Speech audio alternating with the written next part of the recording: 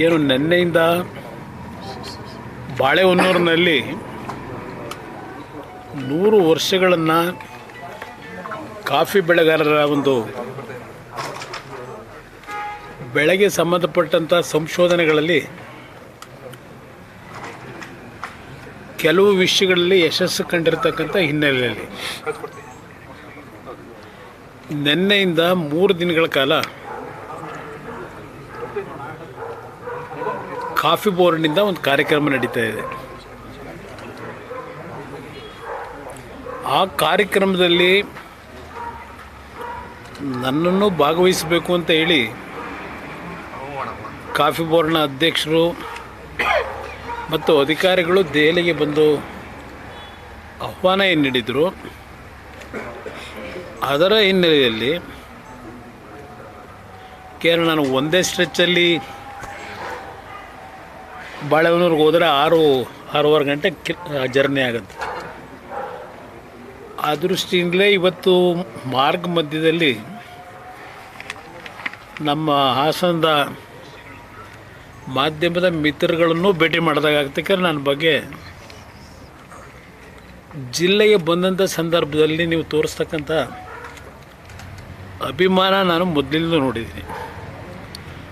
ನನ್ನ ಆತ್ಮೀಯ ಸಂಬಂಧಗಳು ನಿಮ್ಗಳ ಜೊತೆ ಇಲ್ಲದೇ ಇದ್ದರು, ಎಲ್ಲೋ ಒಂದು ಕಡೆ ನಮ್ಮವನು ಅನ್ನೋದು ನಿಮ್ಮೆಲ್ಲರ ಹೃದಯದಲ್ಲಿದೆ ಅಂತಕ್ಕಂಥದ್ದು ನಾನು ಅರಿತುಕೊಂಡಿದ್ದೇನೆ. ಆ ಹಿನ್ನೆಲೆಯಲ್ಲೇ ನಾನು ಚಿಕ್ಕಮಗಳೂರಿಗೆ ಹೋಗ್ತಕ್ಕಂಥ ಸಂದರ್ಭದಲ್ಲಿ ತಮ್ಮನ್ನು ಭೇಟಿ ಮಾಡಬೇಕು ಅಂತ ಹೇಳಿ ಇವತ್ತು ನಿಮ್ಮ ಜೊತೆಲಿದ್ದೇನೆ. ಈಗಾಗಲೇ ನಾನು ಗಮನಿಸಿರ್ತಕ್ಕಂಥದ್ದು ಏನೋ ಗೊತ್ತಿಲ್ಲ, ಹಾಸನ ಜಿಲ್ಲೆಗೂ ಕಾಂಗ್ರೆಸ್ಸು ಲಗ್ಗೆ ಹಾಕೋದಕ್ಕೂ ಇತ್ತೀಚೆಗೆ ಭಾಳ ವೇಗದಲ್ಲಿದ್ದಾರೆ. ಏನೋ ಆ ಸ್ಟೇಜ್ಗಳ ಅಲಂಕಾರಗಳು, ಆ ಸ್ಟೇಜ್ಗಳಲ್ಲಿ ಹಲವಾರು ರೀತಿಯ ಬಾಣ ಬಿರುಸುಗಳ ಕಾರ್ಯಕ್ರಮಗಳು, ಜಿಲ್ಲೆಗೆ ಯಾರೂ ಮಾಡದೇ ಇರತಕ್ಕಂಥ ಅಭಿವೃದ್ಧಿಗೆ ಚಾಲನೆ ಕೊಟ್ಟಿದ್ದೇವೆ. ಸುಮಾರು 70,000 ಕುಟುಂಬಗಳಿಗೆ ಮೊನ್ನೆ ನಡೆದಿರ್ತಕ್ಕಂಥ ಕಾರ್ಯಕ್ರಮದಲ್ಲಿ ಅದನ್ನು ಫಲಾನುಭವಿಗಳನ್ನು ಗುರುತಿಸಿ ಆರ್ಥಿಕ ನೆರವನ್ನು ಕೊಟ್ಟಿದ್ದೇವೆ ಅಂತಕ್ಕಂಥ ಅವ್ರ ಹೇಳಿಕೆಗಳು, ಜಾಹೀರಾತುಗಳನ್ನು ಗಮನಿಸಿದ್ದೇನೆ. ನನಗೆ ಇತ್ತೀಚೆಗೆ ಹಾಸನ ಒಂದು ಭಾಗ, ರಾಜ್ಯದಲ್ಲಿ ಏನು ನಡೀತಾ ಇದೆ, ನಾನಿದು ಯಾವುದೋ ಕುರ್ಚಿ ಇಡ್ಲಿ ವಡೆ ತಿಂದಿದ್ದು, ನಾಟಿ ಕೋಳಿ ಸಾರು ತಿಂದಿದ್ದು ಮಾತಾಡಲ್ಲ. ಅದು ಅವ್ರ ಪಕ್ಷದ ಅವ್ರಿಗೆ ಏನು ಬೇಕೋ ಅವ್ರು ಕೂತ್ಕೊಂಡು ಮಾತಾಡ್ಕೊಂಡವ್ರೆ. ಇವು ಇಡ್ಲಿ ವಡೆನೂ ತಿಂದವ್ರೆ, ನಾಟಿ ಕೋಳಿನೂ ತಿಂದವ್ರೆ, ಅದು ಅವ್ರಿಗೆ ಸೇರಿದ್ದು. ಅದು ನನಗೆ ಮಹತ್ವ ಇಲ್ಲ. ಆಮೇಲೆ ಕಾಂಗ್ರೆಸ್ನ ಕುರ್ಚಿ ಯಾರು ಅಲಂಕರಿಸ್ತಾರೆ ಈ ರಾಜ್ಯದ ಮುಖ್ಯಮಂತ್ರಿ, ಅದು ನನಗೆ ಅವಶ್ಯಕತೆ ಇಲ್ಲ. ಈಗಾಗಲೇ ಜನ 136-138 ಸ್ಥಾನ ಕೊಟ್ಟು 140 ಗಡಿನೂ ದಾಟಿದ್ದಾರೆ. ಈಗಾಗಲೇ ಇನ್ನೊಂದು 3 ತಿಂಗಳು 4 ತಿಂಗಳು ಹೋದರೆ 3 ವರ್ಷ ಕಂಪ್ಲೀಟ್ ಆಗುತ್ತೆ. ಸಾವಿರಾರು ಬಾರಿ ಅವರ ವೈಫಲ್ಯಗಳನ್ನು ಮುಚ್ಕೊಳ್ಳಿಕ್ಕೆ ಕೇಂದ್ರ ಸರ್ಕಾರ ಅಂತಾರೆ. ಕೇಂದ್ರ ಸರ್ಕಾರದ ಮನವೊಲಿಸ್ತಕ್ಕಂಥದ್ದಕ್ಕೆ ನಿಮ್ಮಗಳ ಎಫರ್ಟ್ ಏನಿದೆ, ರಾಜ್ಯ ಸರ್ಕಾರದ ಮಂತ್ರಿಗಳದು, ಮುಖ್ಯಮಂತ್ರಿದು? ಒಂದು, ಉತ್ತರ ಕರ್ನಾಟಕದಲ್ಲಿ ಧಾರಾಕಾರವಾದ ಪ್ರವಾಹ. ಬಹುಶಃ ಇವತ್ತೊಂದು ಪತ್ರಿಕೆಯಲ್ಲಿ 1.5 ಪೇಜ್ ಆರ್ಟಿಕಲ್ ಇದೆ. ಡಿಸಾಸ್ಟರ್ ಮ್ಯಾನೇಜ್ಮೆಂಟ್ನಲ್ಲಿ ರಾಜ್ಯ ಸರ್ಕಾರದ ವೈಫಲ್ಯಗಳು ಎಷ್ಟರ ಮಟ್ಟಿಗೆ ಇದೆ ಅಂತಕ್ಕಂಥ ವಿಷಯವನ್ನು ಫ್ರಂಟ್ ಪೇಜಿಂದ 2ನೇ ಪೇಜ್ಗೂ ತಗೊಂಡೋಗಿದ್ದಾರೆ ಒಂದು ಪತ್ರಿಕೆಯಲ್ಲಿ. ಇನ್ನೊಂದು ಪತ್ರಿಕೆಯಲ್ಲಿ ಬೆಂಗಳೂರು ನಗರದ ಬಗ್ಗೆ ನಮ್ಮ ಲೇಬರ್ ಮಿನಿಸ್ಟ್ರು ನಿನ್ನೆ ಯಾವುದೊಂದು ಕಾರ್ಯಕ್ರಮದಲ್ಲಿ ಭಾಗವಹಿಸಿದ್ದಾರೆ. ಬೆಂಗಳೂರು ಡೆವಲಪ್ಮೆಂಟು ಮುಂದೆ ಯಾವ ಕೆಟ್ಟ ದಾರಿಗೆ ಹೋಗುತ್ತೆ ಅಂತಕ್ಕಂಥದ್ದು ಒಂದು ದೊಡ್ಡ ಆರ್ಟಿಕಲ್ಲೇ ಇದೆ ಟೈಮ್ಸ್ ಆಫ್ ಇಂಡಿಯಾದಲ್ಲಿ. ಅಲ್ಲೊಂದು ಡೆಕ್ಕನ್ ಹ್ಯಾಂಡಲ್ ಡಿಸಾಸ್ಟರ್ ಮ್ಯಾನೇಜ್ಮೆಂಟ್ದು ಒಂದು ರಿಪೋರ್ಟ್ ಕೊಟ್ಟಿದ್ದಾರೆ. ನಾನೆಲ್ಲ ಸುದೀರ್ಘವಾಗಿ ಈಗ ನಿಮ್ಮ ಮುಂದೆ ಹೇಳಲಿಕ್ಕೆ ಹೋಗೋಣ. ಜೇವರ್ಗಿ, ಯಾದಗಿರಿ, ಕೊಪ್ಪಳ, ಬಾಗಲಕೋಟೆ, ಬೆಳಗಾವಿ ಈ ಎಲ್ಲ ಜಿಲ್ಲೆಗಳಲ್ಲಿ ರೈತ ಮುಂಗಾರಿನ ಹಂತದಲ್ಲಿ ಬೆಳೆದಂಥ ಬೆಳೆ ಸರ್ವನಾಶ ಆಗೋಯ್ತು ಮಳೆಯ ಅನಾಹುತಗಳಲ್ಲಿ. ಆ ಸರ್ವನಾಶ ಆದಾಗ ತಕ್ಷಣಕ್ಕೆ ರಾಜ್ಯ ಸರ್ಕಾರದ ಮಂತ್ರಿಗಳು ಯಾರು ಭೇಟಿ ಕೊಟ್ಟಿದ್ದು ನಾನು ನೋಡಲಿಲ್ಲ. ಬಹುಶಃ ಜನತಾದಳ ಕಲಬುರಗಿಯ ಜೇವರ್ಗಿ ಜಿಲ್ಲೆಗೆ, ಬಾಗಲಕೋಟೆಗೆ ಮೊದಲು ಭೇಟಿ ಕೊಟ್ಟು ಜನಗಳಿಗೆ ಸಾಂತ್ವನ ಹೇಳಿ APMC ಮಂಡಿಗಳಿಗೆ ಹೋಗಿ ಅಲ್ಲೂ ಸಹ ಚರ್ಚೆ ಮಾಡಿ ಒಂದು ನೈತಿಕ ಸ್ಥೈರ್ಯ ತುಂಬಲಿಕ್ಕೆ ಪ್ರಯತ್ನ ಪಟ್ಟಿದ್ದೇವೆ. ಅದು ಆ ಡ್ಯಾಮೇಜ್ಗಳಾದಾಗ ತೊಗರಿ ಬೆಳೆದರು ರೈತರು, ತೊಗರಿ ಕೇಂದ್ರ ಮಾಡಲಿಲ್ಲ, ಖರೀದಿ ಕೇಂದ್ರ. ಕೇಂದ್ರ ಸರ್ಕಾರ MSP ದರ ನಿಗದಿ ಮಾಡಿ ಅವರು ಆದೇಶ ಮಾಡಬೇಕು ಕೊಂಡ್ಕೊಳ್ಳೋಕ್ಕೆ. ಇನ್ನು ಮೆಕ್ಕೆಜೋಳ ಇಡೀ ರಾಜ್ಯದಲ್ಲಿ ಈ ಬಾರಿ ಬಂಪರ್ ಕ್ರಾಪ್ ಬಂತು. ರಾಜ್ಯದ ಹಲವಾರು ಪ್ರದೇಶಗಳಲ್ಲಿ, ದಾವಣಗೆರೆ ಇರಲಿ, ಹಾವೇರಿ ಇರಲಿ, ಗದಗ ಇರಲಿ, ಈಗ ಹಲವಾರು ಪ್ರದೇಶಗಳಲ್ಲಿ ಮೆಕ್ಕೆಜೋಳ ಬೆಳೆದಂಥ ರೈತರು ಸುಮಾರು 10-15 ದಿನ ರಸ್ತೆಗಳಲ್ಲಿ ಪ್ರತಿಭಟನೆ ಮಾಡೋದು. ಆ MSP ದರ ಕೇಂದ್ರ ಸರ್ಕಾರ 2,500 ಅಂತ ನಿಗದಿ ಮಾಡ್ಕೊಂಡಿದ್ದಾರೆ.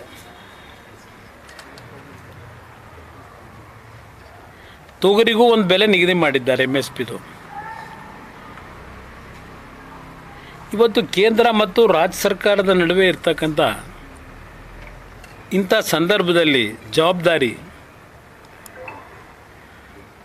ರಾಜ್ಯ ಸರ್ಕಾರ MSP ದರ ಏನು ನಿಗದಿ ಮಾಡಿರ್ತಾರೆ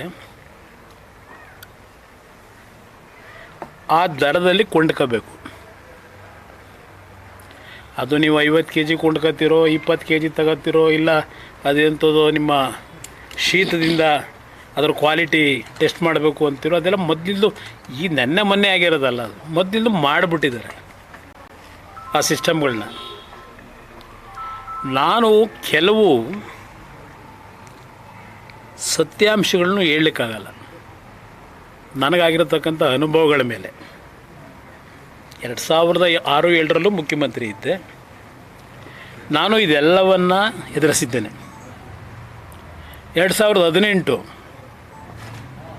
ಈ ಪ್ರವಾಹ, ಈ ಅತಿವೃಷ್ಟಿಗಳನ್ನು ಅವತ್ತೂ ಎದುರಿಸಿದ್ದೇನೆ.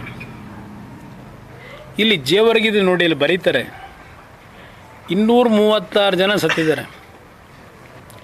ಈ ಬಾರಿ ರಾಜ್ಯದಲ್ಲಿ ಈ ಸರ್ಕಾರ ಬಂದ ಮೇಲೆ ಕಳೆದ 2.5 ವರ್ಷದಲ್ಲಿ 2,800ಕ್ಕೂ ಹೆಚ್ಚಿನ ರೈತರ ಆತ್ಮಹತ್ಯೆಯಾಗಿದೆ. ಸಿದ್ದರಾಮಯ್ಯನವರೇ,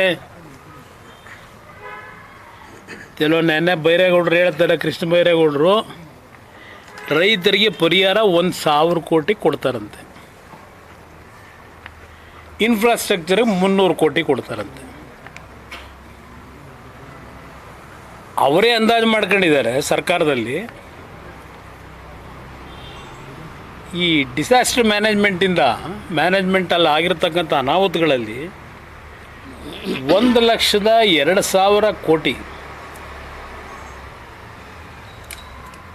ಲಾಸ್ ಆಗಿದೆ ಅಂತ ಹೇಳ್ತಾರೆ.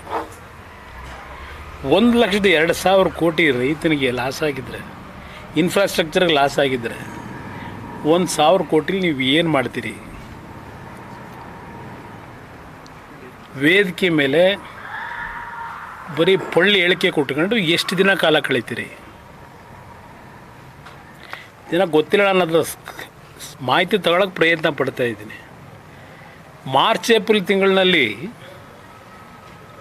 5,000 ಕೋಟಿ ಗೃಹಲಕ್ಷ್ಮಿ ಹಣನೇ ಕೊಟ್ಟಿಲ್ಲ ಅಂತ ನಡೀತು ಚರ್ಚೆ.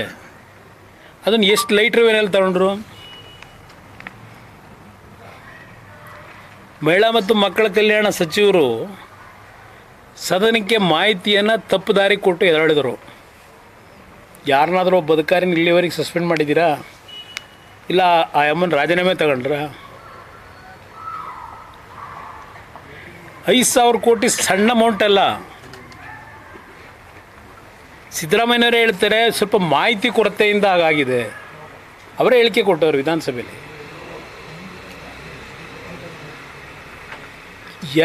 ಮಾರ್ಚ್ ಏಪ್ರಿಲ್ ಎಷ್ಟು ತಿಂಗಳಾಗಿದೆ?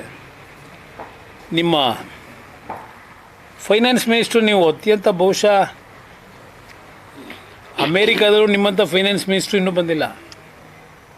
ಟ್ರಂಪ್ಗೆ ಸಿಕ್ಕಿಲ್ಲ ನಿಮ್ಮಂಥ ಫೈನಾನ್ಸ್ ಮಿನಿಸ್ಟ್ರು. ನಿಮ್ಮ ಕಾಲದಲ್ಲಿ 5,000 ಕೋಟಿ ಹಣ ಎಲ್ಲಿದೆ ಅನ್ನೋದು ನಿಮಗೆ ಗೊತ್ತಿಲ್ಲ ಅಂದರೆ ದುಡ್ಡು ರಿಲೀಸ್ ಮಾಡೋರು ನೀವು, ನಿಮ್ಮ ಇಲಾಖೆ ಎಷ್ಟು ಸಲೀಸಾಗಿ ಕೂತ್ಕೊಂಡಿದ್ದೀರಿ? ಏನು ಬಾಲು ಓದ್ತಿದ್ರು ಇದನ್ನ ಹೇಳ್ಬೇಕಪ್ಪ. ಅವನು ಸೀನಿಯರ್ ಲೀಡರ್ ಅಸೆಂಬ್ಲಿ ಒಳಗೆ ಏನೇನಾಯ್ತು ಅವತ್ತು. 5,000 ಕೋಟಿ ಹುಡುಗಾಟನ ಬಿಡಿದೆ. ಇನ್ನು ಪಾಪ ರಾಜಣ್ಣ ಹೇಳ್ತಾನೆ ಇದ್ದರು, ಈ ವರ್ಷ 34 ಲಕ್ಷ ರೈತರಿಗೆ ಸಹಕಾರಿ ಬ್ಯಾಂಕ್ನಲ್ಲಿ 24,000 ಕೋಟಿ ರೈತನಿಗೆ ಸಾಲ ಕೊಡ್ತೀವಿ ಅಂತ. ಏನು ಲೀಡ್ರೆ? ಅವ್ರೇನು ಕೊಡಲ್ಲ. ನಾವು ಒಂದು ನಿಮಿಷ ಹೇಳಿದ್ರೋ ಇಲ್ವೋ? ನಿಮ್ಮ ಸಹಕಾರಿ ಬ್ಯಾಂಕಿಂದ ಕೊಡ್ತೀನಿ ಅಂತ ಅವರೇ ಘೋಷಣೆ ಮಾಡಿದರು, ನಾವೇನು ಕೊಡಪ್ಪ ಅಂತ ಹೇಳಿರಲಿಲ್ಲ. ಈಗ ನವಂಬರ್ ತಿಂಗಳವರೆಗೆ 12,000 ಕೋಟಿ ಕೊಟ್ಟವ್ರಂತೆ. ಅದು ಕೊಟ್ಟಿಲ್ಲ ದುಡ್ಡನ್ನ. ಅದೆಲ್ಲ ಅಲ್ಲಲ್ಲೇ ಅಡ್ಜಸ್ಟ್ಮೆಂಟ್ ಮಾಡ್ಕೋತಾರಲ್ಲ. ಅವ್ರಿಗೆ ಗೊತ್ತು, ನನಗೆ ಗೊತ್ತಿಲ್ಲ. ಕೋಆಪರೇಟಿವ್ ಸಾಲ ಕೊಟ್ಟಿದ್ದ ಮರುಪಾವತಿ ಆಗಿರುತ್ತೆ, ಪುನಃ ಅವ್ರಿಗೆ ಹೋಗಿರುತ್ತೆ ಅಷ್ಟೇ. ಹೊಸ ಸಾಲ ಕೊಟ್ಟಿಲ್ಲ. ಅದಕ್ಕೆ ಮಾತಾಡ್ತಿದ್ರು ಅದೆಲ್ಲೋ ಕೇಂದ್ರ ಸರ್ಕಾರದಲ್ಲಿ ನಬಾರ್ಡಿಂದ ನಮಗೆ ಕಟ್ ಶಾರ್ಟ್ ಮಾಡಿಬಿಟ್ಟವ್ರೆ ದುಡ್ಡು ಕೊಡೋದನ್ನ. ಇದೊಂದು ರೀಸನ್ ಕೊಡೋದು. 34 ಲಕ್ಷ ರೈತರಿಗೆ ಕೊಡ್ತೀವಿ ಅಂದರು. 24 ಲಕ್ಷ ಜನಕ್ಕೆ ಸಿಕ್ಕಿದೆ ದುಡ್ಡು. ಅಂದರೆ ದುಡ್ಡು ಸಿಕ್ಕಿಲ್ಲ, ಅಡ್ಜಸ್ಟ್ಮೆಂಟ್ ಆಗಿದೆ. ಅವ್ರು ಕೋಆಪರೇಟಿವ್ ಅವ್ರು ಹೇಳಬೇಕು ಅದೆಲ್ಲ ಏನೇನಾಗಿದೆ. ಬಹುಶಃ ನಾನು 2 ಬಾರಿ ರಾಜ್ಯದಲ್ಲಿ 2006, 2007, 2018 ಆ ರೈತ ಮಾಡಿದಂಥ ಸಾಲ ಮನ್ನಾ ಮಾಡಿ ಕೋಆಪರೇಟಿವ್ ಬ್ಯಾಂಕ್ಗಳಿಗೆ, TCC ಬ್ಯಾಂಕ್ಗಳಿಗೆ ರೈತನಿಗೆ 1 ಲಕ್ಷ ರೂಪಾಯಿ ಸಾಲ ಮನ್ನಾ ಮಾಡಿದೆ. ಮಾಡಿದ್ರಿಂದ 13 ಬ್ಯಾಂಕ್ಗಳು ಈ ಬ್ಯಾಂಕ್ಗಳು ಉಳಿದೋ ಅವತ್ತು ನಾನು ಕೊಟ್ಟಿದ್ದರಿಂದ. ಅವ್ರಿಗೆ ಕೊಟ್ಟೆ ಅಂತೇಳಿ ಸರ್ಕಾರ ಖಜಾನೆ ಖಾಲಿ ಆಯಿತು ಅಂತ ಹೇಳಿಲ್ಲ ಇವ್ರ ಥರ. ಒಂದೊಂದು MLA ಕ್ಷೇತ್ರಕ್ಕೆ ಎಷ್ಟೆಷ್ಟು ಕೋಟಿ ದುಡ್ಡು ಕೊಟ್ಟಿದ್ದೀವಿ ಅನ್ನೋದನ್ನ ಅಂಕಿಅಂಶ ಹೇಳ್ಬೇಕು. ಅವರು ಸಿದ್ದರಾಮಯ್ಯ ಶ್ವೇತಪತ್ರ ಹೊರಡಿಸ್ಲಿ. ಇನ್ನೇನು ಬಜೆಟ್ ಮಂಡನೆ ಮಾಡ್ತಾರೆ. ಬಹುಶಃ ಹೋದ ವರ್ಷ 4,09,000 ಕೋಟಿ ಏನೋ ಮಾಡಿರಬೇಕು ಬಜೆಟು. ಈ ವರ್ಷ 4,70,000 ಕೋಟಿಗೆ ಹೋಯ್ತಾರಂತೆ. ಸಾಲ ಎಷ್ಟಕ್ಕೆ ಹೋಗ್ಬೋದು? 785 ಇದೆ. ಹತ್ತಿರ 8.5, 9, 10 ರೀಚ್ ಮಾಡ್ತಾರೆ ಸಿದ್ದರಾಮಯ್ಯನವರು. ಸಾಲ ಮಾಡಬಾರ್ದು ಅಂತ ಯಾರು ಹೇಳ್ತಾರೆ? ಕೇಂದ್ರ ಸರ್ಕಾರ ಸಾಲ ಮಾಡಿಲ್ವಾ? ಕೇಂದ್ರ ಸರ್ಕಾರ ಸಾಲ ಮಾಡಿದರೆ ಸುಮಾರು 11 ಲಕ್ಷ ಕೋಟಿ ಕ್ಯಾಪಿಟಲ್ ಅಸೆಟ್ಗೆ ಸಾಲ ಮಾಡಿದ್ರೆ ಕೇಂದ್ರ ಸರ್ಕಾರ. ನೀವು ಸಾಲ ಮಾಡಿ ಎಷ್ಟು ಕ್ಯಾಪಿಟಲ್ನ ಅಸೆಟ್ನ ಕ್ರಿಯೇಟ್ ಮಾಡಿದ್ದೀರಿ ಕರ್ನಾಟಕದಲ್ಲಿ? ಅದೇನೋ ಭದ್ರಾ ಮೇಲ್ದಂಡಕ್ಕೆ ದುಡ್ಡು ಕೊಡಲಿಲ್ಲ, ಅದೇನೋ ಪೆರಿಫೆರಿಯಲ್ ರಿಂಗ್ ರೋಡಿಗೆ ದುಡ್ಡು ಕೊಡಲಿಲ್ಲ. ಯಾತಿಗೆ ಕೊಡ್ತಾ ಇಲ್ಲ ನಿಮಗೆ? ಕೇಂದ್ರ ಸರ್ಕಾರದಿಂದ ಕೊಡ್ತಕ್ಕಂಥ ಹಲವಾರು ಯೋಜನೆಗಳಿಗೆ ನಿಮ್ಮಲ್ಲಿ ಶಿಸ್ತುಬದ್ಧವಾದಂಥ ಗುಣಾತ್ಮಕವಂಥ ಕೆಲಸಗಳು ಮಾಡಿಲ್ಲ. ಈಗ ನಿಮ್ಮ ಜಲ ಮಿಷನ್ನೇ ಕೇಂದ್ರ ಸರ್ಕಾರದಿಂದ 11,000 ಕೋಟಿ ಕಟ್ಟಾಗಿದೆ. ಈಗ 11-13 ಕಟ್ಟಾಗಿದೆ. ಯಾಕೆ ಕಟ್ ಮಾಡಿದ್ದೀವಿ ಅಂತ ಕೇಂದ್ರ ಸರ್ಕಾರದಲ್ಲಿ ನೀರಾವರಿ ಸಚಿವರು ಪಾರ್ಲಿಮೆಂಟ್ನಲ್ಲೇ ಹೇಳೋರೆ. ಇದು ನಿಮ್ಮಲ್ಲಿರೋ ನ್ಯೂನ್ಯತೆ. ಸುಮ್ಮನೆ ಅದೇಂಥದ್ದು GBA ಮಾಡ್ತೀನಿ, ಕನಕಪುರನೂ ಬೆಂಗಳೂರಿಗೆ ಸೇರಿಸ್ತೀನಿ, ಮಾಗಡಿನೂ ಬೆಂಗಳೂರಿಗೆ ಸೇರಿಸ್ತೀನಿ, ಅವು ಯಾವ ಚಿಲ್ಲರೆಗಳೆಲ್ಲ ನನ್ನಿಂದ ಬೆಳೆದವು. ಏನು ಮಾಡೋನು ಕುಮಾರಸ್ವಾಮಿ ಅಂತಾರೆ, ಏನು ಕೊಟ್ಟವನೇ ಕುಮಾರಸ್ವಾಮಿ ಅಂತಾರೆ. ಅವ್ರ ಕಣ್ಣೆದುರಿಗೆ ಅವ್ರ ಕ್ಷೇತ್ರದಲ್ಲಿ ನಾನು ಏನು ಕೆಲಸ ಮಾಡಿದ್ದೀನಿ ಕಣ್ಣೆದುರಿಗಿದೆ ಜನಗಳ ಹತ್ರ. ನನಗೇನು ಅದ್ರ ಬಗ್ಗೆ ಅವರಿಂದ ಯಾರಿಂದಲೂ ಸರ್ಟಿಫಿಕೇಟು ಬೇಕಿಲ್ಲ ನನಗೆ. ಬಿಡೋದು ಜನ ಇದ್ದಾರೆ, ಅವ್ರು ಕೊಟ್ಕೊತಾರೆ ಮುಂದಕ್ಕೆ. ಮಾತೆತ್ತಿದ್ದಾರೆ ಕುಮಾರಸ್ವಾಮಿ ಮಂಡ್ಯ ಜಿಲ್ಲೆಯಲ್ಲಿ ಕಾರ್ಖಾನೆ ತರಲಿಲ್ಲ, ನಮ್ಮ ತಾಲೂಕಲ್ಲಿ 500 ಎಕರೆ ಕೊಡ್ತೀವಿ, ನಮ್ಮ ತಾಲೂಕು ಬಂದರೆ 300 ಕೊಡ್ತೀವಿ. ಈ ಹೇಳಿಕೆ ಮಾಧ್ಯಮಗಳಲ್ಲಿ ಕೊಡ್ತಾವೆ. ಅದು ಹೆಂಗೆ MLA ಕೊಡೋಕ್ಕಾಯ್ತದೆ? ಭೂಮಿನ ಕೊಡೋಕ್ಕಾಯ್ತದಪ್ಪ MLA? ಎಲ್ಲಿಂದ ತಂದು ಕೊಡ್ತಾರೆ? ನಾನು ಮುಖ್ಯಮಂತ್ರಿಗೆ ಪತ್ರ ಬರೆದೆ. ಇವತ್ತು ಕೇಂದ್ರದಲ್ಲಿ ಯಾವ ರೇರ್ ಅರ್ತ್ ಮ್ಯಾಗ್ನೆಟ್ನ ಪ್ರೊಡಕ್ಷನ್ ಮಾಡಲಿಕ್ಕೆ ಚೈನಾಗೆ ಕಾಂಪೀಟ್ ಮಾಡ್ತಾ ಇದ್ದೀವಿ. ಅದು ನನ್ನ ಕಲ್ಪನೆ 2018ರಲ್ಲೇ ಇಟ್ಟಿದ್ದೆ. 9 ಕಡೆ ಇಂಡಸ್ಟ್ರಿಯಲ್ ಕ್ಲಸ್ಟರ್ ಮಾಡಬೇಕು ಅಂತ. ಈ ಜಿಲ್ಲೆನ ಯಾರ್ಯಾರು ನಿರ್ನಾಮ ಮಾಡಿದ್ರು ಅನ್ನೋದನ್ನ ಮುಂದೆ ಹೇಳ್ತೀನಿ, ಈ ಹೇಳಲ್ಲ. ಅಭಿವೃದ್ಧಿ ಅಂತಕ್ಕಂಥದ್ದನ್ನು ಯಾರ್ಯಾರಿಂದ ಈ ಜಿಲ್ಲೆಗೆ ಅನಾಹುತ ಮಾಡಿದ್ರು, ಯಾವ ಪಕ್ಷಗಳು ಮಾಡಿದೆ ಲೂಟಿ ಹೊಡೆಯೋಕ್ಕೋಸ್ಕರ, ಈಗ ನಾನು ಮಾತಾಡೋ ಪರಿಸ್ಥಿತಿಲಿ ಇಲ್ಲ. ಹೇಳ್ತೀನಿ, ಅದು ಕಾಲ ಬರುತ್ತೆ.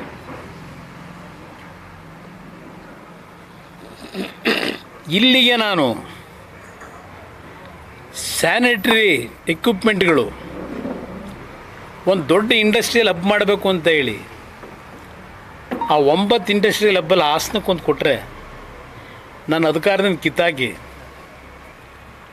ಇಲ್ಲಿ ಫೀಸಿಬಿಲಿಟಿ ಇಲ್ಲ ಅಂತ ಹೇಳಿ ಹಾಸನದಲ್ಲಿ ಅಲ್ಲೆಲ್ಲ ಬೇರೆ ಜಿಲ್ಲೆಗೆ ತಗೊಂಡೋಗ್ತಾರೆ. ತಗೊಂಡೋಗ್ಲಿ, ನನ್ನದೇನು ಅಬ್ಜೆಕ್ಷನ್ ಇಲ್ಲ. ಈ ಜಿಲ್ಲೆ ಜನ ಏನು ಅನ್ಯಾಯ ಮಾಡೋರೆ? ಏನು ಅನ್ಯಾಯ ಮಾಡೋದು ಈ ಜಿಲ್ಲೆ ಜನ? ನಿಮಗೂ ಓಟ್ ಹಾಕಿಲ್ವಾ? ಇದು ನನಗೆ ನೋವು. ಇವತ್ತು ಏರ್ಪೋರ್ಟು ಬಹುಶಃ ರಾಜ್ಯದಲ್ಲಿ ಬೆಂಗಳೂರು ನಗರ ಹೊರತುಪಡಿಸಿ ಒಂದು ಜಿಲ್ಲಾ ಕೇಂದ್ರದಲ್ಲಿ ಏರ್ಪೋರ್ಟ್ ಆಗಬೇಕಾಗಿದ್ದು ಮೊದಲನೇದು ಹಾಸನದಲ್ಲಿ. ಏನೋ ದೇವೇಗೌಡರ ಒಂದು ದೊಡ್ಡ ವಿಷನ್ ಇಟ್ಟಿದ್ದರು. ಆ ಸಂದರ್ಭದಲ್ಲಿ ಗುಲಾಮ್ ನಬಿ ಆಜಾದ್ ಬಹುಶಃ ಸಿವಿಲ್ ಏವಿಯೇಷನ್ ಮಿನಿಸ್ಟ್ರ್ ಇದ್ದರು. ಅವ್ರಿಗೆ ಕನ್ವಿನ್ಸ್ ಮಾಡಿ ಬಹುಶಃ ಅವತ್ತು ಬೂನಹಳ್ಳಿ ಮತ್ತು ಹಲವಾರು ಹಳ್ಳಿಗಳು ರೈತರ ಜೊತೆ ಕೂತು ಪಂಚಾಯಿತಿ ಮಾಡಿ ದೇವೇಗೌಡರ ಮೇಲಿದ್ದಂಥ ಅಭಿಮಾನದಲ್ಲಿ ಆ ರೈತರು ಆ ಕಾಲದಲ್ಲಿ ಭೂಮಿ ಕೊಡಲಿಕ್ಕೂ ತಯಾರಾದರು. ಆ ಹಳ್ಳಿ ಜನ ದೊಡ್ಡವ್ರಿಗಿದ್ದಿದ್ದು ಪ್ಯಾಸೆಂಜರ್ದು ಏರ್ಕ್ರಾಫ್ಟ್ ಮಾಡಬೇಕು ಅಂತ ಅಲ್ಲ, ನನ್ನ ರೈತ ಬೆಳೀತಂಗಂಥ ಬೆಳೆ ಏನಿದೆ ಆ ಬೆಳೆಯ ಒಂದು ಸಮಸ್ಯೆಗಳನ್ನು ಏನು ಎದುರಿಸ್ತಾ ಇದ್ದಾರೆ, ಆ ಸಮಸ್ಯೆಗಳಿಗೆ ರೈತನಿಗೆ ತಿಳುವಳಿಕೆ ಮೂಡಿಸಿ ಅವನು ಬೆಳೀತಕ್ಕಂಥ ಬೆಳೆ ವಿದೇಶಗಳಿಗೆ ಏರ್ ಕಾರ್ಗೋದಲ್ಲಿ ಕಳಿಸ್ಬೇಕು ಅನ್ನೋದು ದೇವೇಗೌಡರ ಉದ್ದೇಶ. ನನ್ನ ರೈತರನ್ನ ಆರ್ಥಿಕವಾಗಿ ಮೇಲೆ ತರಬೇಕು ಅಂತ. ಏನು ಮಾಡ್ತೀರಿ ಅವರಿಗೆ?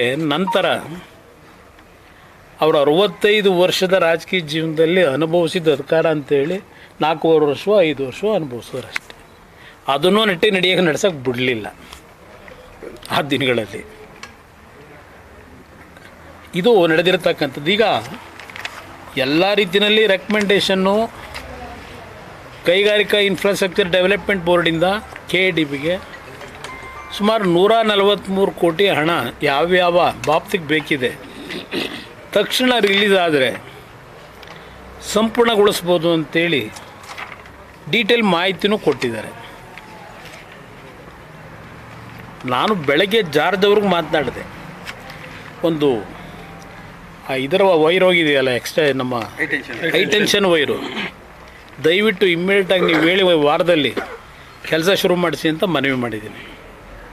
ಈಗಾಗಲೇ 17 ಕೋಟಿ ದುಡ್ಡು ಕೊಟ್ಟವರೇನೋ ಇನ್ನೂ 24 ಕೋಟಿ ಏನೋ ಕೇಳ್ತಾ ಇದ್ದಾರೆ ಅಂತ ಒಂದು ರಿಪೋರ್ಟ್ ಬಂತು.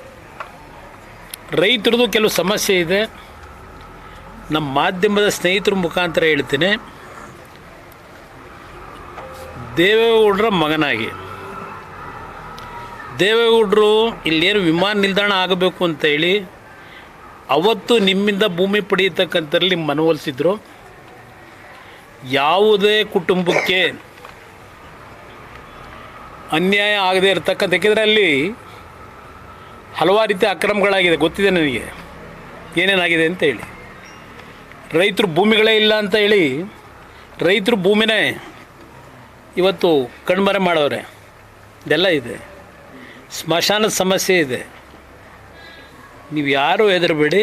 ನಿಮ್ಮ ಆಶೀರ್ವಾದದಲ್ಲಿ ನಾನು ದೇವ್ರನ್ನ ನಂಬಿದ್ದೀನಿ. ಏಕೆಂದರೆ ನಮ್ಮ ಕುಟುಂಬ ದೇವ್ರನ್ನ ನಂಬೇ ಬಂದಿರೋದು. ನಾನು 2 ಬಾರಿ ಮುಖ್ಯಮಂತ್ರಿ ಆದಾಗಲೂ ದಿನ ದೇವಸ್ಥಾನಕ್ಕೆ ಕೂತ್ಕೊಂಡು ರುದ್ರಾಕ್ಷಿ ಮಾಲೆ ಹಾಕೊಂಡು ಪೂಜೆ ಮಾಡಿಲ್ಲ. ದೇವಸ್ಥಾನಕ್ಕೆ ಯಾರಾದ್ರು ಕರ್ಕೊಂಡು ಹೋದರೆ ನಾನು ಇನ್ನು 4 ಜನಕ್ಕೆ ಒಳ್ಳೇದು ಮಾಡಿಸಪ್ಪ ಅಂತ ಹೇಳಿದ್ದೀನಿ. 2 ಬಾರಿ ನಾನು ಮುಖ್ಯಮಂತ್ರಿ ಆಗಿದ್ದು ರಾಜ್ಯದ ಜನ ಮಾಡಿದ್ರೆ ಆ ಭಗವಂತ ನಿಚ್ಚಲ್ಲ ಆದೆ. ಹಾಸನ ಜಿಲ್ಲೆ ಒಂದಕ್ಕಲ್ಲ, ಈ ರಾಜ್ಯಕ್ಕೆ ನಾನು ಕೊಟ್ಟಂಥ ಕೊಡುಗೆ ಇದೆಯಲ್ಲ, ಇತಿಹಾಸ ಅದು. ಇವತ್ತು ಹೇಳಿದ್ದಾರೆ ಕೆಲವರು ಅದು ಕೃಷ್ಣದೇವರಾಯನ ಕಾಲ ಅಂತ. ನನ್ನ ಮುಂದೆ ಹೇಳಿದ್ದಾರೆ ಭಾಳ ಜನ. ಇವತ್ತು ಕೇಂದ್ರದಲ್ಲಿ ನರೇಂದ್ರ ಮೋದಿಯವರು ನನಗೆ ಕೊಟ್ಟಂಥ ಜವಾಬ್ದಾರಿ, ಆ ಇಲಾಖೆಗಳು ಏನು ಪರಿಸ್ಥಿತಿ ಇತ್ತು ಅನ್ನೋದು ಗೊತ್ತು ನನಗೆ. HMT, VSL ಕ್ಲೋಸ್ ಆಗಿದೆ. ಇವತ್ತು RINL ಪ್ರಾರಂಭ ಮಾಡಿದೆ ಆಂಧ್ರದಲ್ಲಿ, ಸಂಪೂರ್ಣ ಬಂದಾಗಿತ್ತು. ಮ್ಯಾಕ್ಸಿಮಮ್ ಪ್ರೊಡಕ್ಷನ್ ಇವತ್ತು ಅಲ್ಲಿ 21,000 metric ton per day production ಆಗ್ತಾಯಿದೆ. ಇಂಟರ್ನಲ್ಲಿ ಅದನ್ನು ಮಾರಿಸ್ಬೇಕು ಅಂತ ಹಲವಾರು ಸಬಟೇಜ್ಗಳು ನಡೀತಾ ಇದೆ. ಅದೆಲ್ಲ ಓವರ್ಲುಕ್ ಮಾಡಿ RINLಗೆ ಲೈಫ್ ಕೊಟ್ಟು ಆ ಜನ ಇವತ್ತು ನೆನ್ಕೋತಾರಲ್ಲಿ. ಅದೇ ಕೆಲಸ ಇವತ್ತು ಹಲವಾರು ಸಮಸ್ಯೆಗಳಿದ್ದರು. ವಿಶ್ವೇಶ್ವರಯ್ಯ ಸ್ಟೀಲ್ ಪ್ಲ್ಯಾಂಟು, HMT ನನ್ನದೇ ಆದಂಥ ರೀತಿಯಲ್ಲಿ ಕೆಲವು ಅದನ್ನು ಜೀವ ಕೊಡಲಿಕ್ಕೆ ಏನೇನು ಮಾಡಬೇಕು ಮಾಡ್ತಾಯಿದ್ದೀನಿ. ಇದು ನಿಮ್ಮ ಗಮನಕ್ಕೆ ತರ್ತೀನಿ. ನನ್ನ ಇಲಾಖೆ ಬಗ್ಗೆ ಪಾಪ ನಮ್ಮ ಕಾಂಗ್ರೆಸ್ ನಾಯಕರುಗಳು ಹೇಳ್ತಾರೆ, ಮಂಡ್ಯಗೆ ಕಾರ್ಖಾನೆ ತರಲಿಲ್ಲ, ಆಸ್ತಕ್ಕೊಂದು ಕಾರ್ಖಾನೆ ತರ್ಬೋದಾಗಿತ್ತು, ಇನ್ನೂ ತಂದಿಲ್ಲ. ಯಾವುದೋ NTPC ಹೇಳಿದ್ರು, ನ್ಯಾಷನಲ್ ಟೆಕ್ಸ್ಟೈಲ್ ಕಾರ್ಪೊರೇಷನ್ ಏನೋ ಹೇಳಿದ್ರು. ಇವತ್ತು ಬೆಳಗ್ಗೆ ಬರ್ಬೇಕಾದ್ರೆ ಹೇಳ್ತಿದ್ರು, ನೋಡಂತೆ. ನನಗೆ ಇರ್ತಕ್ಕಂಥ ಲಿಮಿಟೇಷನ್ನಲ್ಲಿ ರಾಜ್ಯ ಸರ್ಕಾರವು ನನಗೆ ಕೋಆಪ್ರೇಷನ್ ಕೊಡದೇ ಇದ್ದರೆ, ಭೂಮಿ ಕೊಡಬೇಕಾದ್ರೆ ಅವರು, ನೀರು ಕೊಡಬೇಕಾದ್ರೆ ಅವರು, ಎಲೆಕ್ಟ್ರಿಸಿಟಿ ಕೊಡಬೇಕಾದ್ರೆ ಅವರು, ಇದು ಯಾವುದನ್ನು ಅವ್ರು ಮಾಡಿದೆ. ಅವ್ರು ಮೊನ್ನೆ ಉತ್ತರ ಕೊಟ್ಟವ್ರೆ MB ಪಾಟೀಲ್ರು. ಹಲವಾರು ಕಡೆ ನಾವು ಮಾಡೋಕ್ಕೆ ಹೋದೋ ಮಾಡೋಕ್ಕೆ ಜನ ಬಿಟ್ಟಿಲ್ಲ, ಭೂಮಿ ಇಲ್ಲ ಅಂತೇಳಿ ಮೊನ್ನೆ ಅಸೆಂಬ್ಲಿಯಲ್ಲಿ. ಇಲ್ಲಿ ಕೆಲವು MLAಗಳು ಕುಮಾರಸ್ವಾಮಿ ಹೂ ಮುಡ್ಸೋಕೆ ಕೊಟ್ಟವನೇ ಮಂಡ್ಯದವರಿಗೆ, ನಾವು 300 ಎಕರೆ ಕೊಡ್ತೀವಿ, 500 ಎಕರೆ ಕೊಡ್ತೀವಿ, ಬರಲಿ ಅಂತ. ಈ ಕೂವಕದ ಮಾತುಗಳು ನಿಲ್ಲಿಸಿ ಇವತ್ತೇನು 7,290 ಕೋಟಿ ವೆಚ್ಚದಲ್ಲಿ ಮ್ಯಾಗ್ನೆಟಿಕ್ ಪ್ರೊಡಕ್ಷನ್ ಶುರು ಮಾಡ್ತಾ ಇದ್ದೀವಿ. 5 ಕಂಪ್ನಿಗಳಿಗೆ ಅವಾರ್ಡ್ ಮಾಡ್ತಿದ್ದೀವಿ. ಆ 5 ಕಂಪ್ನಿಯಲ್ಲಿ 2 ಕಂಪ್ನಿನಾದರೂ ಕನ್ವಿನ್ಸ್ ಮಾಡಿ ದಯವಿಟ್ಟು ಕರ್ನಾಟಕ ಸರ್ಕಾರ ಏನಾದರೂ ಮಾಡ್ಕೊಳ್ಳಿ, ನಾನು ನಿಮಗೆ ಬೆಂಬಲವಾಗಿರ್ತೇನೆ, ಇಲ್ಲಿ ಬನ್ನಿ ಯೂನಿಟ್ ಹಾಕಿ ಅಂತ ಹೇಳಿ ಪ್ರಾಮಾಣಿಕವಾಗಿ ಪ್ರಯತ್ನ ಮಾಡಬೇಕು ಅಂತ ತೀರ್ಮಾನ ಮಾಡಿದ್ದೀನಿ. ಇದು ನಾಡಿನ ಜನತೆಗೆ ನಾನು ತಿಳಿಸ್ಲಿಕ್ಕೆ ಬಯಸ್ತೇನೆ.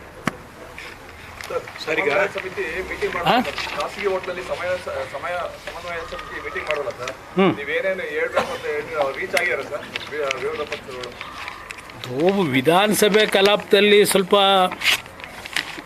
ಕೆಲವರು ನಾನ್ ಸ್ಪೀಡ್ ಆಗಬೇಕು ನಾನು ವಿಷಯ ತೆಗಿಬೇಕು ಅಂತೇಳಿ ಸ್ವಲ್ಪ ಜನರಲ್ಲಿ ಕೆಲವು ಇಂಡಿವಿಜುವಲಿ ಮಾಡ್ಕೊಂಡವ್ರೆ.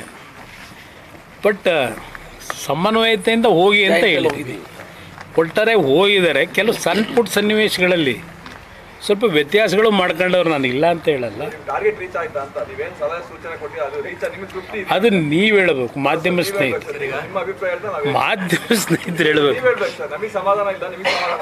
ಇದು ಅದು ನೀವೇ ಹೇಳ್ತಾ ಇದ್ದೀರಲ್ಲ, ಹೇಳ್ತಾ ಇದ್ರೆ ಸರ್.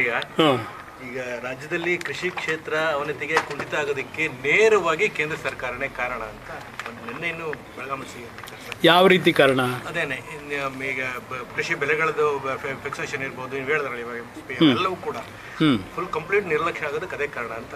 MSP ದರ ಆಯಾ ವರ್ಷದಲ್ಲಿ ನರೇಂದ್ರ ಮೋದಿಯವರ ಸರ್ಕಾರದಲ್ಲಿ ಕ್ಯಾಬಿನೆಟ್ನಲ್ಲಿ ದರ ನಿಗದಿ ಮಾಡಿ ತೀರ್ಮಾನಗಳು ಮಾಡಿದ್ದಾರೆ. ಈಗ ಈ ಉದಾಹರಣೆಗೆ ಇವತ್ತು ನಾನು ಪತ್ರಿಕೆಯಲ್ಲಿ ನೋಡ್ತಿದ್ದೆ, 2700 2800 ಭತ್ತದ ಪ್ರೈಸು MSP ನಿಗದಿ ಮಾಡವ್ರೆ. ಇವತ್ತಲ್ಲಿ ಖರೀದಿ ಕೇಂದ್ರಕ್ಕೆ ತಗೊಂಡೋಗಾರೇ ಇಲ್ಲ, ಹೊರಗಡೆ ಮಾರ್ಕೆಟಲ್ಲಿ 3000ಕ್ಕೆ ಹೋಯ್ತಾ ಇದೆ. ನಾನು ಯಾಕಿದ್ದು ಹೇಳ್ತಾ ಇದ್ದೀನಿ ಅಂದರೆ, ನಾನು 2006-07 ಮುಖ್ಯಮಂತ್ರಿ ಇದ್ದಾಗ ರಾಯಚೂರಿನಲ್ಲಿ ಅದು ಭಾಳ ಉತ್ಕೃಷ್ಟವಾದಂಥ ಭತ್ತ ಬೆಳೀತಾರೆ.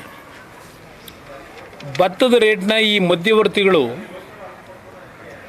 ಡೌನ್ ಮಾಡಿದ್ರು. ನಾನು ಅಲ್ಲೇ ತಕ್ಷಣ ಹೇಳಿದೆ ಅಧಿಕಾರಿಗಳಿಗೆ, ನಾಳೆ ಖರೀದಿ ಕೇಂದ್ರ ಓಪನ್ ಮಾಡಿ ಅಂತ. 2006 ಹೇಳ್ತಾ ಇದ್ದೀನಿ. ಅವರು ಖರೀದಿ ಕೇಂದ್ರ ಓಪನ್ ಮಾಡಿದ ತಕ್ಷಣ ಆ ಭತ್ತದ ಬೆಲೆನೇ ರೈಸ್ ಆಗೋಯ್ತು. ನನಗಾದ ಅನುಭವ ನಿಮ್ಮ ಗಮನಕ್ಕೆ ತರೋದು. ಈ ಸರ್ಕಾರಕ್ಕೆ ಹೇಳ್ತೀನಿ, ಮೊನ್ನೆ ಇಲ್ಲಿ ಹಾಸನದಲ್ಲಿ ಏನಾಯಿತು, ಮೆಕ್ಕೆಜೋಳದ ಕತೆ ಏನೋ 34 ಲಕ್ಷ ಮೆಟ್ರಿಕ್ ಟನ್ನು ಏನೋ ಖರೀದಿ ಮಾಡಬೇಕು ಮಾಡಿ ರೈತರ ಅರ್ಧ ಮಾರ್ಕೊಂಡೇ ಇದ್ರಲ್ಲ. ಒಂದು ನಿಮಿಷ ಇರೋಣ. ಅದು ನಿಮ್ಮ ಮಿಡ್ಲ್ ಮ್ಯಾನ್ಗಳಿದ್ರಲ್ಲ, ನಾನು ಜಾತಿ ಹೆಸರಲ್ಲಿ ಹೇಳಲ್ಲ, ಆ ಮಿಡ್ಲ್ ಮ್ಯಾನ್ಗಳು ಕಳೆದ ವರ್ಷ ಖರೀದಿ ಮಾಡಿ ಇಟ್ಟಿದ್ದೆಲ್ಲ ಶೇಖರಣೆ ಮಾಡಿ ಆಲ್ಮೋಸ್ಟ್ ಆಲ್ 24 ಲಕ್ಷ ಮೆಟ್ರಿಕ್ ಟನ್ನ KMFನಲ್ಲಿ ಖರೀದಿ ಮಾಡ್ಕೋತಾರೆ. ಯಾಕೆಂದರೆ ಅದರಲ್ಲಿ ದುಡ್ಡು ಸಿಗ್ತಲ್ಲ ಇವರಿಗೆ, ಟೆಂಡರ್ ಕರೆದು. ನಾನು 2006-07 ಬರ್ದೆ, ಈ ರೇವಣ್ಣಂಗೆ ಹೇಳಿದೆ, ಅವ್ನು ಬಂದ ನನ್ನ ಹತ್ರ, ರೈತರನ್ನ ಉಳಿಸ್ಬೇಕು ಅಂದರೆ ನಮ್ಮ KMFಗೆ ಮೆಕ್ಕೆಜೋಳ ಖರೀದಿ ಮಾಡೋದಕ್ಕೆ ನೇರವಾಗಿ ಸರ್ಕಾರ ತೀರ್ಮಾನ ಕೊಡಿ, ನಮಗೆ ಸ್ವಲ್ಪ ಅಡ್ವಾನ್ಸ್ ದುಡ್ಡು ಕೊಡಿ ಅಂತ ಮಾಡಿಕೊಟ್ಟೆ. ಅವನು KMFನ ಅಧ್ಯಕ್ಷನೂ ಇದ್ದ. ಅವನ ತಲೆ ಒಳಗೆ ನಾನೇನೋ ಪರ್ಮನೆಂಟಾಗಿ KMF ಅಧ್ಯಕ್ಷ ಇರ್ತೀನಿ ಅಂತ ಅವನು ತಿಳ್ಕೊಂಡಿದ್ದ. ನನ್ನ ಅಭಿಪ್ರಾಯದಲ್ಲಿ ಇದೆಯಲ್ಲ ಈಗ ಫೀಡ್ಬ್ಯಾಕ್ ಫ್ಯಾಕ್ಟ್ರಿ, ಆ ಜಾಗ ಕೊಟ್ಟನು ನಾನು ಮುಖ್ಯಮಂತ್ರಿಯಾಗಿ, ಕಟ್ಟೋದಕ್ಕೆ ದುಡ್ಡು ಕೊಟ್ಟನು ನಾನು. ಇವನು ಪುಣ್ಯಾತ್ಮ ಆಮೇಲೆ KMFಗೆ ಅದನ್ನೆಲ್ಲ ಆಸ್ತಿ ಟ್ರಾನ್ಸ್ಫರ್ ಮಾಡಿದ. ಈಗ ಅದರ ಪೆಟ್ಟು ರೈತರಿಗೆ ಬಿದ್ದಿದೆ. ಇದು ನಡೀತಿರೋದು. ಏನು ಬಂದು ಅಣ್ಣ ತಮ್ಮ ಹಾಸನ ಜಿಲ್ಲೆ ಬಂಗಾರ ತಂದಾಕ್ತಾಯಿದ್ದೀವಿ ಅಂತ ಹೇಳ್ತಾರಲ್ಲ, ಇದೇ ಬಂಗಾರ ತಂದಾಕಿರೋದು ಅವರು. ಇದು ನಡೀತಿದೆ. ಇದು ಕೇಂದ್ರ ಸರ್ಕಾರ ಈ ಯೋಜನೆಗಳನ್ನ ಮೊದಲಿಂದ ಇರೋದು. ಈಗ NREGA ತೆಗೆದು ಮಾಡ್ತಾರೆ ಅಲ್ಲ ಸರ್ ಬ್ರದರ್, ಒಂದು ನಿಮಿಷ. ನೋಟ್ ಮೇಲಿರೋ ಬೇಕಾದ್ರೆ ಗಾಂಧಿ ಚಿತ್ರನ ತೆಗೆದು ಬಿಡ್ಲಿ ಅಂತ ಮೊನ್ನೆ KPCC ಅಧ್ಯಕ್ಷರು DCM ಹೇಳ್ತಾರೆ ಸರ್. ಅವರು ಒಂದು ರೀತಿಯಲ್ಲಿ ಕೇಂದ್ರ ಸರ್ಕಾರಕ್ಕೆ ಅದೇನು ಹೇಳ್ತಾರೆ ಅದಕ್ಕೆ ಆ ಪದಬಳಕೆ ಮಾಡಿ ಅವ್ರನ್ನ ದಾರಿ ತಪ್ಪಿಸೋಕ್ಕೋ ಮತ್ತೊಂದಕ್ಕೋ ಮಾಡ್ತಿರ್ಬೋದು. ನಾನು ಒಂದು ನಾಡಿನ ಜನತೆಗೆ ಮನವಿ ಮಾಡೋದು,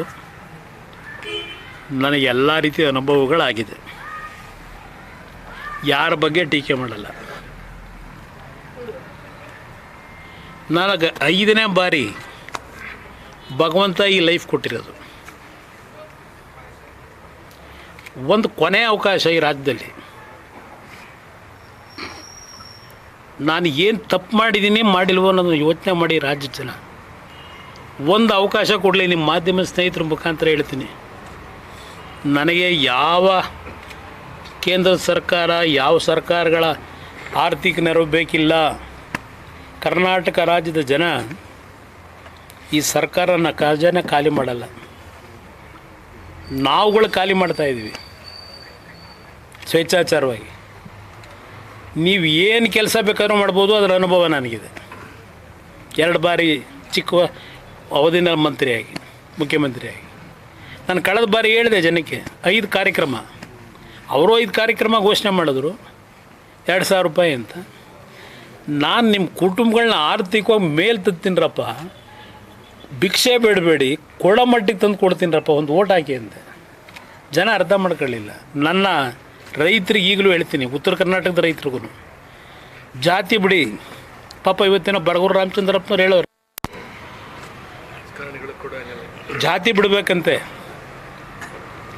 ಜಾತಿ ಬಿಟ್ಟು ಹೊರಗೆ ಬಂದಿಲ್ಲ ಇವ್ರು ಯಾರೂ. ಜಾತಿ ಬಿಡಬೇಕು ಅಂತಾರಲ್ಲ, ಎಲ್ಲೋ ಭಾಷಣ ಮಾಡ್ತಾರೆ, ಎಲ್ಲ ನೋಡಿದ್ದೀನಿ ನಾನು. ನನ್ನ ರೈತನಿಗೆ ಪಂಚಾಯಿತಿ ಮಟ್ಟದಲ್ಲಿ ನಿಮ್ಮ ನರೇಗಾದ ಹೇಳಿದ್ರಿ,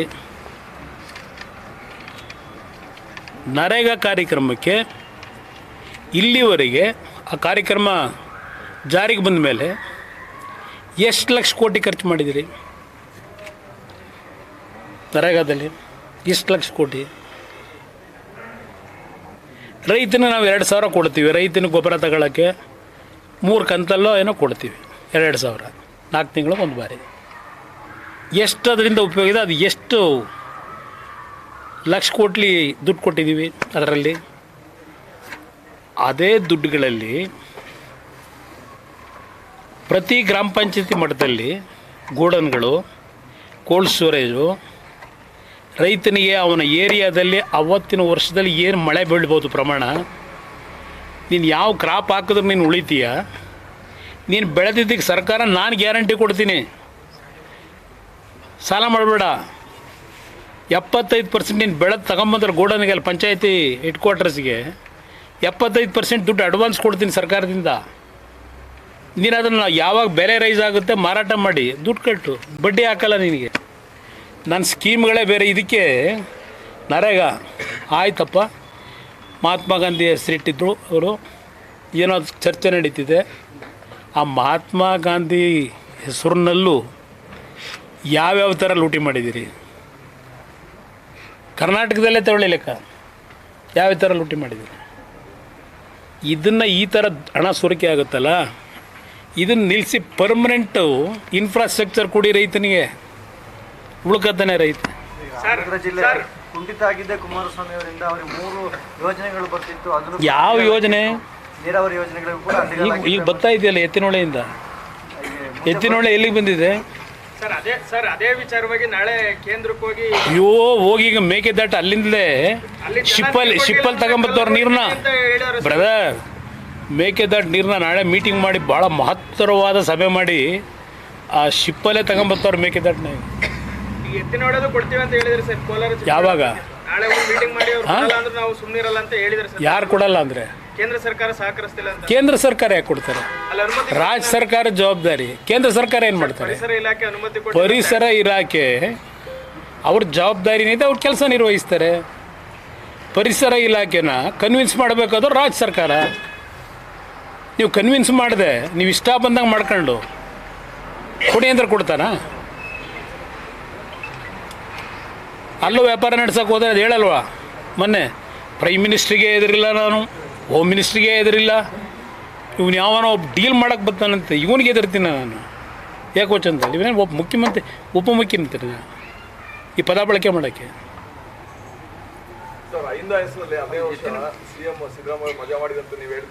ಯಾವ ಇಂದ?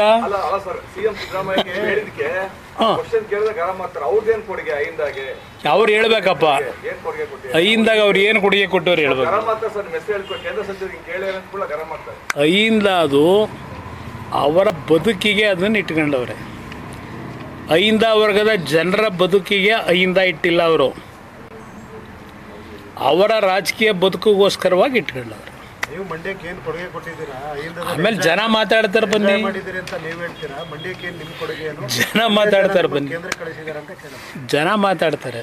ನಾನು ಯಾಕೆ ಮಾತಾಡ್ತೀನಿ? ಮಂಡ್ಯ ಜನ ಮಾತಾಡ್ತಾರೆ. ನೀವು ಪದೇ ಪದೇ ಎತ್ತಿನಹೊಳೆ ಯೋಜನೆ ನೀರು ಎಲ್ಲೆಲ್ಲಿಗೆ ಹರಿಸ್ತೀವಿ? ನಾನು 12 ವರ್ಷ ಆಯ್ತು ಹೇಳಿ, ಐ ಥಿಂಕ್ 2013 14 ಪಾರ್ಲಿಮೆಂಟ್ ಚುನಾವಣೆ ಟೈಮಲ್ಲಿ ಅಲ್ಲಿ ಗುದ್ಲಿ ಪೂಜೆ ಮಾಡಿದ್ರು ಚಿಕ್ಕಬಳ್ಳಾಪುರದಲ್ಲಿ.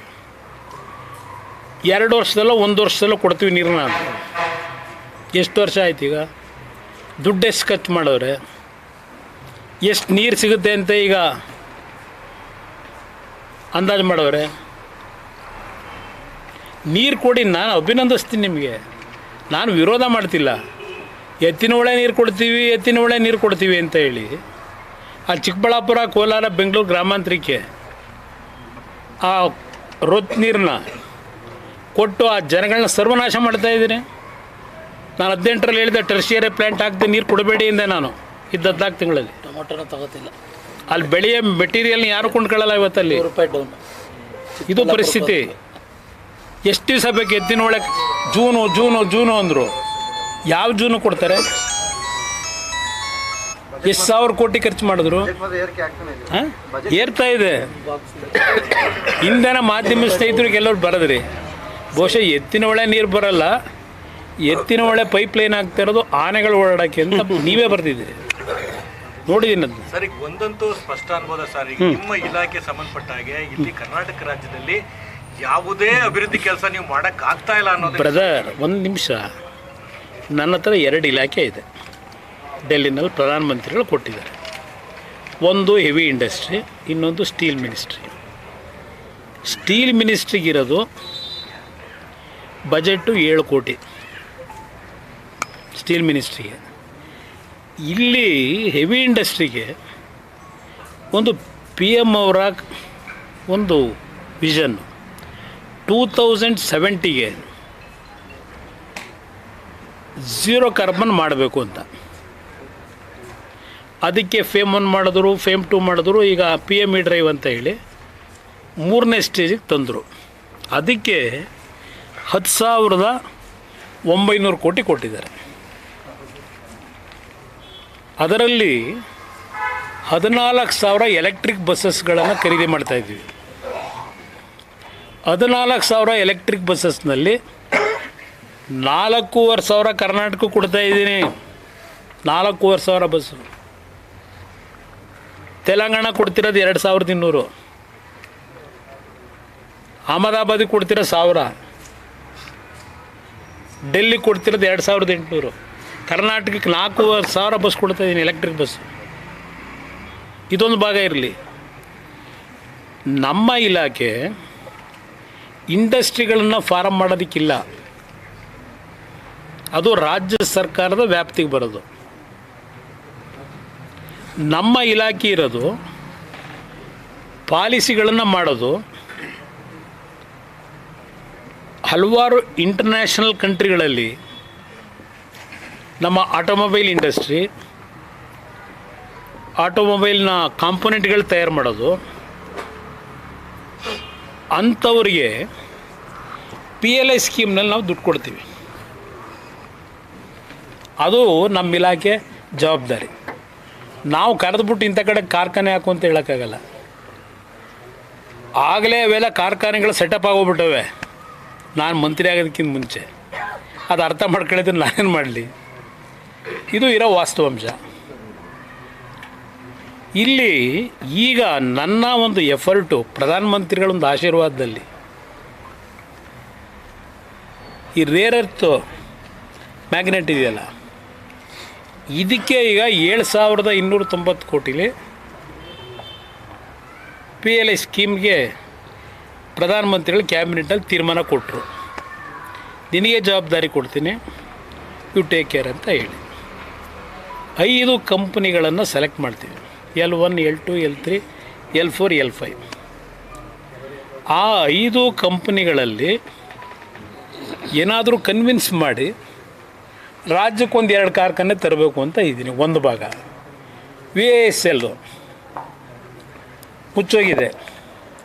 ನಾನು ಕೇಂದ್ರ ಸರ್ಕಾರದಿಂದ ಪ್ರಧಾನಮಂತ್ರಿಗಳಿಗೆ, ಸರ್ ದುಡ್ಡು ಕೊಡಬೇಡಿ, ನನಗೆ ಅದನ್ನು ಓಪನ್ ಮಾಡೋಕ್ಕೆ ಪರ್ಮಿಷನ್ ಕೊಡಿ ಅಂತ ಕೇಳಿದ್ದೀನಿ. ಸುಮಾರು 5,000 ಕೋಟಿನ ಅದಕ್ಕೆ ಯಾವ ರೀತಿ ಹೊಂದಿಸ್ಬೇಕು ಅನ್ನೋದು ಸ್ಟೀಲ್ ಮಿನಿಸ್ಟ್ರಿಲಿ ವರ್ಕೌಟ್ ಮಾಡಿದ್ದೀವಿ.